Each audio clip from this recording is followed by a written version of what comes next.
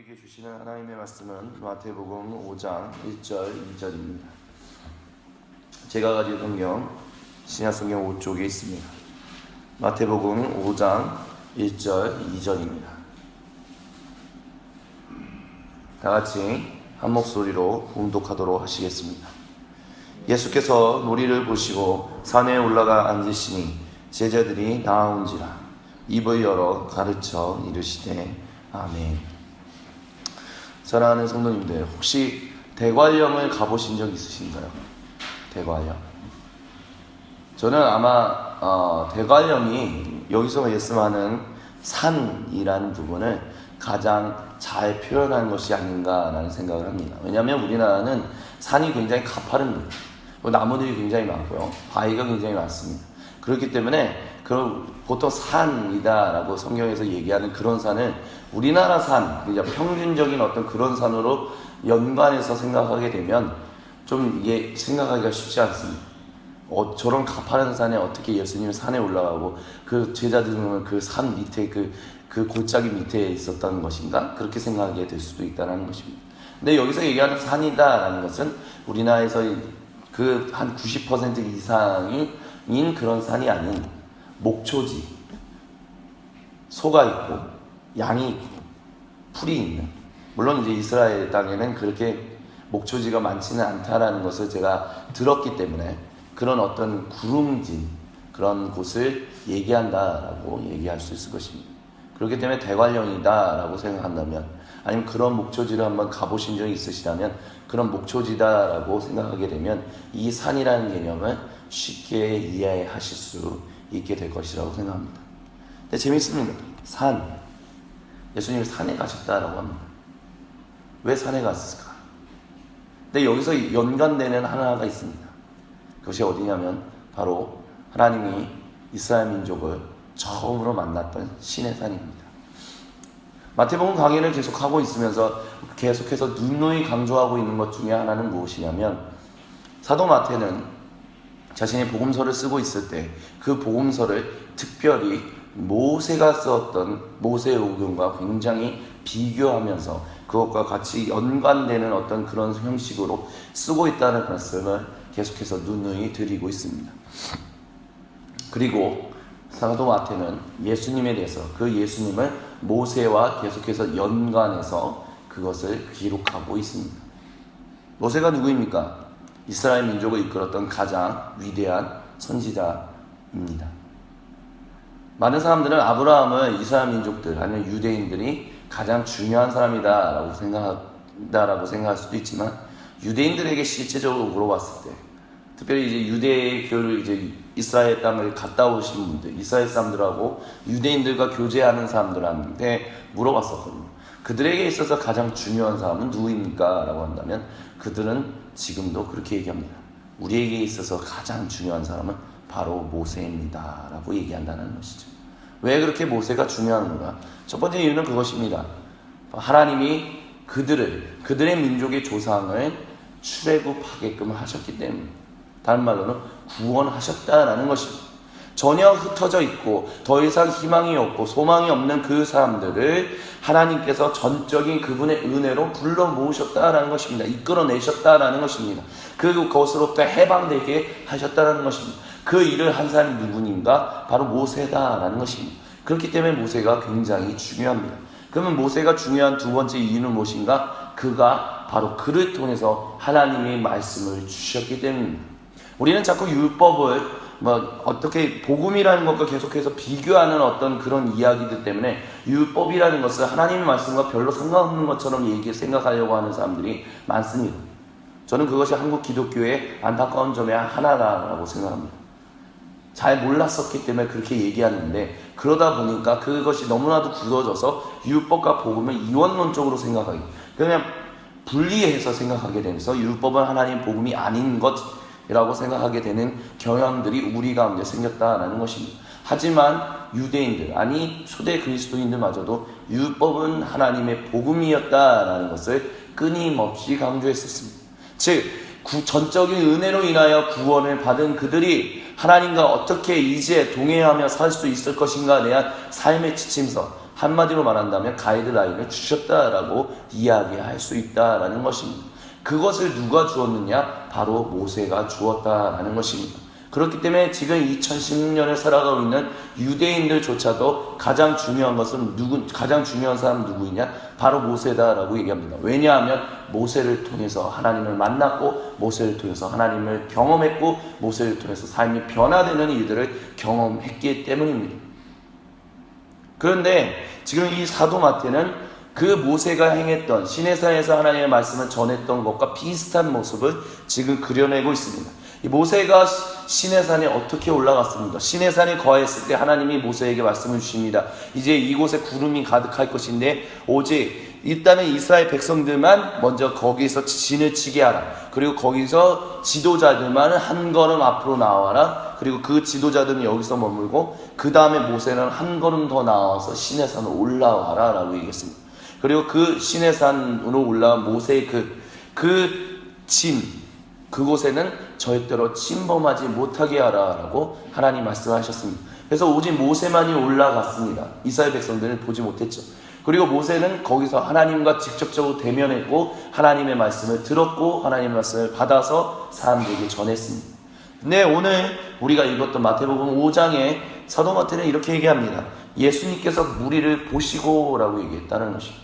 먼저는 모세는 무리를 이끌고 올라왔습니다. 근데 예수님은 이 무리들을 자기에게로 나아오는 무리를 보셨다라고 합니다. 모세는 무리를 이끌고 하나님께로 올라갔지만 예수님은 자기에게로 올라오는 무리들을 보았다라고 사도 마태는 얘기하고 있다는 것입니다.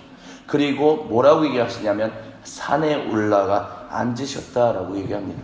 그리고 그 제자들이 나왔을 때 입을 열어 가르쳤다라고 얘기를 합니다. 모세는 어떻게 하나님의 말씀을 가르쳤습니까? 그가 받은 것을 가르쳤습니다. 하지만 예수님은 자신이 받은 것을 가르치는 것이 아니라 직접 자신의 이야기를 전했습니다.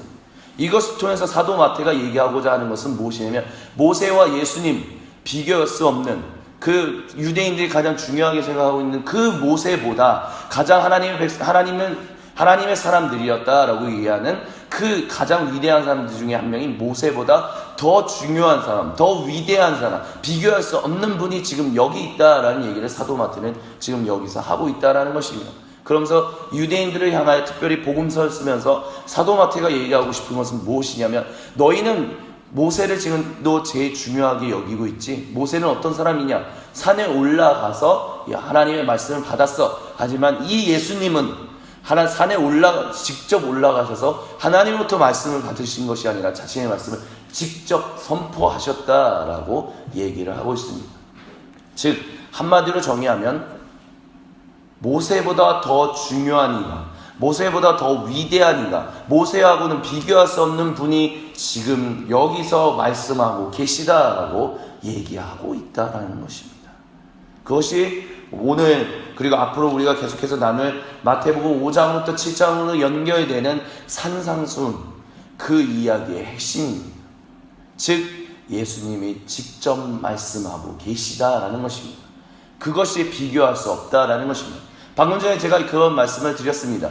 율법은 복음이었고 율법은 하나님의 말씀이었다라는 것을 말씀을 드렸습니다. 그럼 율법은 구약에 나오고 있는 율법은 신약에 나와 있는 복음과 똑같은 어떤 레벨로서 볼 수 있는 것이냐 라고 했을 때 그렇지 않다라고 말씀을 드릴 수 있을 것입니다. 그 이유는 왜냐하면 율법이라는 것은 오실 예수님에 대해서 이야기하는 것들이고 신약은 오신 예수님과 다시 오실 예수님에 대해서 이야기하고 있기 때문입니다.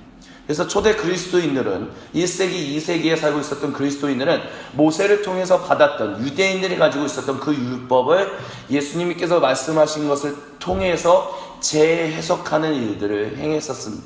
왜냐하면 그 당시에 이스라엘 백성들에게 주셨던 그 율법은 그 가이드라인, 즉 하나님과 함께 동행하면서 살아가야 한다라는 삶의 지침을 주셨던 그것은 예수님이 오실 때까지 어떤 우리의 삶을 이끌어주는 것이었고 예수님이 오시고 난 다음에는 새롭게 재갱신된 것들이 있기 때문이다 라고 얘기를 하고 있다는 것입니다.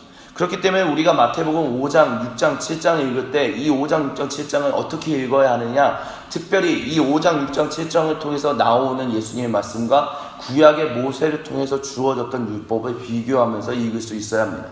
즉 어떻게 비교해야 하느냐, 모세를 통해서 주셨던 그 율법이 예수님으로 인하여 어떻게 재해석되었고 어떻게 재적용이 되었고 그것이 지금 우리에게 어떻게 적용되고 있는지를 비교할 수 있어야 한다는 것입니다. 그냥 마태복음 5장, 6장, 7장을 읽으면 이 얘기는 이 말씀 자체만으로도 굉장히 큰 의미로서 다가올 것이지만, 우리가 모세를 통해서 주어졌던 그 율법과 비교하면서 읽는다면 예수님 가운데서 이것이 어떻게 재해석되었고 그것이 어떻게 우리에게 적용되었는지를 우리는 보다 더 분명하게 알 수 있게 될 것입니다. 그러면 어떤 분들은 제가 이렇게 말씀을 드리면 어떤 분들은 또 이렇게 얘기를 합니다. 굳이 그렇게까지 해야 볼 필요가 있냐, 어차피 유대인들은 더 이상 우리가 유대인들과 가까이 사는 것도 아닌데 그냥 말씀을 읽으면 되지 않냐. 근데 저는 그렇게 말씀하시는 분들에게 이렇게 말씀을 드립니다. 여러분, 우리가 산을 올라갑니다. 예를 들어서 이 뒤에 있는 가장 뒤에 있는 건 아니죠. 북한산 아니면 불암산 아니면 수락산, 어느 산을 올라가든 한번 산을 올라간다라고 한번 생각해 봤으면 좋겠습니다. 멀리서 보았을 때는 산이 참 멋있습니다. 참 아름답습니다. 그리고 저 산 한번 올라가 볼까? 나라면 참 올라갈 수 있을 거야 라고 올라가게 됩니다. 가보자! 발걸음을 옮기기 시작합니다. 근데 산으로 점점 가까이 가면 갈수록 우리는 멀리서 보던 그 산과 가까이서 보는 그 산이 생각보다 다르다라는 것을 인식하게 됩니다. 예를 들면 저 산이 멀리서 보았을 때는 이렇게 올라가면 되겠구나, 그래서 저 정상에는 이런 길로 올라가면 되겠지라고 생각을 하면서 가더라도 정작 그 산 근처에 가면 그 산 꼭대기로 정상으로 올라가는 길은 그렇게 많지 않다는 것을 우리는 발견하게 됩니다. 많은 사람들이 올라갔던 길, 아니면 어떤 국립공원이라면 국가에서 정한 그 길로만 올라갈 수 있다는 것을 우리는 발견하게 됩니다. 지금 무슨 얘기냐? 우리가 산에 올라가서 그 정상에 올라가고 싶으면 멀리서 봤을 때는 저 산은 내가 생각했을 때 이렇게 가면 되겠지라고 하지만, 가까이 갔을 때는 그 산을 올라가는 길들이 있다는 것입니다. 그 산에 올라가는 길은 가장 안전하고 가장 확실하게 그 정상에 올라갈 수 있게 하는 길입니다. 그런데 우리가 그 정상으로 올라가는 길을 따라가지 않고 나는 내 스스로 길을 개척할 거야 라고 하면서 자기 마음대로 산을 올라가기 시작한다면 우리는 그 산을 올라가지 못할 수도 있고 엄청나게 고생하면서 올라갈 수도 있고 아니면 심지어는 죽을 수도 있습니다.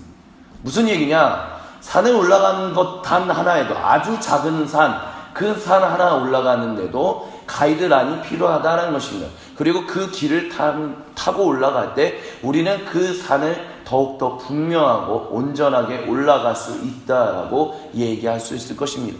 예수님을 향한, 예수님이 우리에게 주신 말씀을 알고 이해하는 것도 그와 같다라고도 말씀드릴 수 있을 것입니다. 그냥 말씀 그냥 읽으면 되죠. 마태복음 5장, 6장, 7장 정말 좋은 얘기들인데 그냥 읽다 보면 다 이해되지 않아요? 예, 분명히 이해됩니다. 근데 그 이해가 때로는 어쩌면 피상적인 이해가 될 수도 있고, 어쩌면 잘못 이해할 수도 있고, 어쩌면 우리를 죽이는 이해가 될 수도 있을 수도 있다는 것입니다. 왜냐하면 이 성경이 쓰여진 것이 언제냐? 마태복음 5장부터 7장이 쓰여진 것이 언제냐라고 한다면 기본적으로 AD 70년입니다. 지금부터 2000년이 한참 전에 쓰여진 것입니다. 2000년대에 쓰여져 있는 고문서를 우리가 읽고 그냥 이해한다. 물론 이해할 수 있죠. 하지만 우리가 그것을 보다 더 분명하게 이야기해왔던 그 과거의 이야기를 보다 더 분명하게 알고 읽을 수 있다면 우리는 예수님, 사도 마태가 통해서 말씀하고자 하셨던 것들이 무엇인지를 더욱더 분명하게 알 수 있을 것이다 라고 저는 그렇게 믿습니다. 그렇기 때문에 우리가 말씀을 공부하는 것, 말씀 가운데 더 나아가는 것, 특별히 왜 수많은 분들이 성경을 그냥 읽을 때 그냥 성경을 읽으면 되지 라고만 멈추는지, 왜 말씀을 읽는 것을, 이해하는 것에 대해서 도움을 주는 수많은 하나님의 사람들의 글들을 읽는 것에 대해서 우리는 왜 그래도 그것을 그렇게 등한시하는지, 저는 개인적으로 그것이 굉장히 안타깝습니다. 우리가 하나님을 더 온전히 알고자 한다면 그 하나님께로 나아가는 일들이 필요할 텐데, 오늘 우리가 이것도 5장 1절에 얘기한 것처럼 제자들이 나아온지라, 정말로 그 나아가는 일들이 필요한데, 근데 그 정말 나아가는 일들을 왜 많은 하나님의 사람들은 그저 주일에 나와서 설교 한번 듣는 것으로, 왜 새벽 기도에 나와가지고 새벽 기도 설교 듣는 것으로, 왜 수요 예배, 금요 심야 나와서 기도하고 그것만으로 끝내려고 하는지, 나는 이 순간만 나와오고 다른 순간은 나오지 않을래 라고 왜 그렇게 생각하는 것처럼 행동하고 있는지 참으로 안타깝습니다. 사랑하는 성도님들, 이것은 저를 포함해서도 동일하게 얘기할 수 있는 것입니다. 하나님께로 나아온 제자들만이 예수님의 말씀을 들을 수 있었습니다. 하나님께로 가까이 나아갔던 사람들만 그곳에 앉으셔서 예수님이 하나님의 믿는 것, 하나님과 함께 동행하는 것, 하나님과 함께 복된 삶을 이 땅에서 사는 것, 진실로 하나님이 원하시고 기뻐하시는 그 생명의 사명의 삶을 사는 것을 가르치시는 것을 어떻게 했느냐, 나아온 제자들에게만 가르쳤다라고 사도 마태는 여기서 얘기하고 있습니다. 그렇다면 우리가 나아가야 하지 않겠습니까? 우리가 하나님께로 나아가야 하지 않겠습니까? 우리에게 말씀하시는 그 모세를 통해서 대언하시는 것이 아니라 우리가 하나님께로 나아간다면 우리에게 말씀하시는 그 예수님이 지금도 우리와 함께 하시는데, 그렇다면 우리의 목숨을 다하여, 우리의 힘을 다하여, 우리의 뜻을 다하여 예수님께로 나아가야 하지 않겠습니까? 예수님이 말씀하시는 것에 매 순간순간 나아가야 하지 않겠습니까? 그렇다면 우리는 말씀 가운데로 더 읽는 것 가운데로, 하나님 말씀하시는데 더 기도하는 것 가운데로 더 순간순간 더 많이 나아가야 하지 않겠습니까? 제가 강조하고 싶은 것은 바로 이것입니다. 아마 하나님이 강조하고 싶은 것은 이것이다라고 저는 믿음을 고백합니다. 새벽 기도 나오고 금요 심야 나오고 수요 예배 나오고 주일 예배 나오는 것, 그것도 더 중요하고 그것 제일 소중하고 그거 아름다운 것이지만 그것으로 멈추지 말고 매 순간순간마다 내가 일상 가운데서 월요일, 화요일, 수요일, 목요일, 금요일, 토요일, 주일 이 순간순간 가운데 내가 하나님께로 더 나아가는 일들을 어떻게 할 수 있는지 우리는 고민해야 하지 않을까? 더 하나님 앞에서 마음을 다짐해야 하지 않을까? 그것을 하나님이 우리에게 원하시는 것이 아닌가? 저는 그렇게 믿음을 고백합니다. 우리의 일상을 사는 것만큼 하나님께로 나아가 하나님의 말씀을 듣는 것, 우리가 그렇게 하나님의 말씀을 들을 때 우리는 하나님과 더욱더 동의하며 살아갈 수 있고 하나님이 원하시고 기뻐하시는 그 생명의 삶을 살아갈 수 있게 됩니다. 매일매일 우리 모두가 이 제자들이 하나님께, 성육신하신 하나님께 나아왔던 것처럼 그 예수님께 나아갈 수 있게 되기를 나사렛 그리스도 예수님의 이름으로 간절히 축원드립니다. 같이 기도하시겠습니다.